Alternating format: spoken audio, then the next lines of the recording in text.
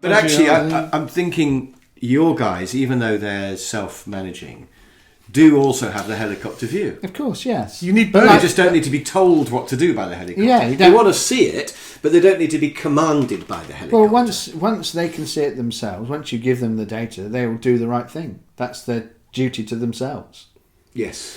Like the tree in the forest, it does the right thing because that's a duty it has to itself. Well, it has the possibility of doing the right thing. Of course, sometimes they don't and they die, don't they? Yeah. Some trees don't make it through. Yeah, but the forest forest that's okay. as a whole I can't do anything about that. I can't shout at the tree. The forest learns, really, even though it's not a being. In a way, it learns that you don't want to be too thin or you don't want to go too slowly, and it gradually, it improves. Perhaps learn isn't the word. Isn't that a bizarre thing, that statement you've just made? Because it's really just, that learning is just a loads of things dying and a loads of things surviving. Yeah. Iteration. So it's just an iteration. There's no learning in it. No.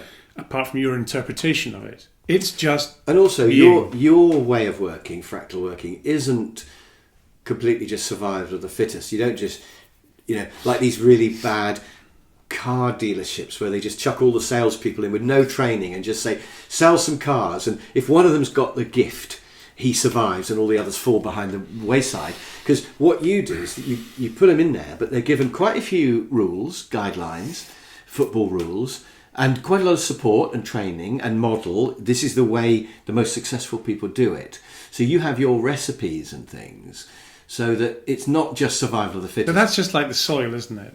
So, yeah. I mean, within the boundaries that you set, like in the forest, yeah, like the soil and the air and the trees next to you, within them, these are the rules that you've got to survive in. It's normal. But you do also say to one of your trees, don't go too fast, don't go too slowly.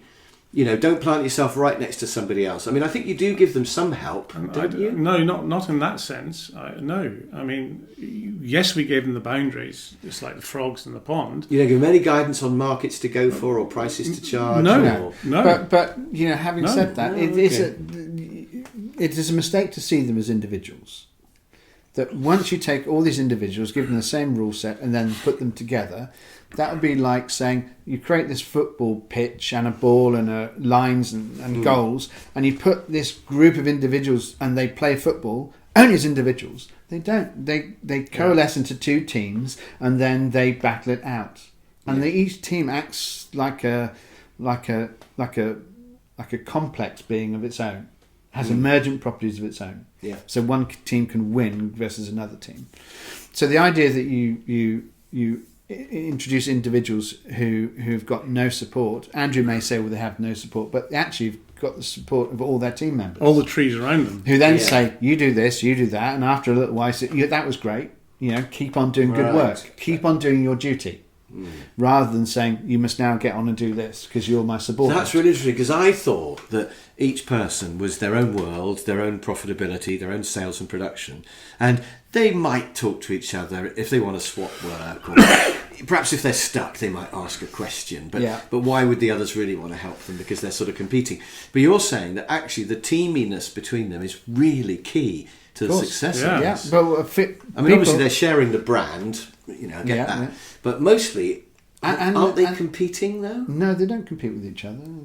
They've all got different external customers. They don't tread on each other's feet, but they combine their efforts far more than they would compete with each other.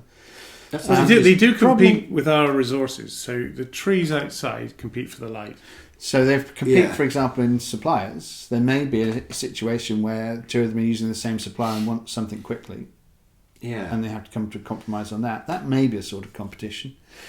But mainly they're more cooperating than competing. Yeah, well, humans are social animals. It's interesting, with other trainers, I don't feel they're my competitors. I feel we're all a team. And some of my best customers have come from other trainers who've passed me work because they were too busy or didn't want to do that type of work, and perhaps it was too badly paid for them, or too difficult, or geographically different, or a different subject.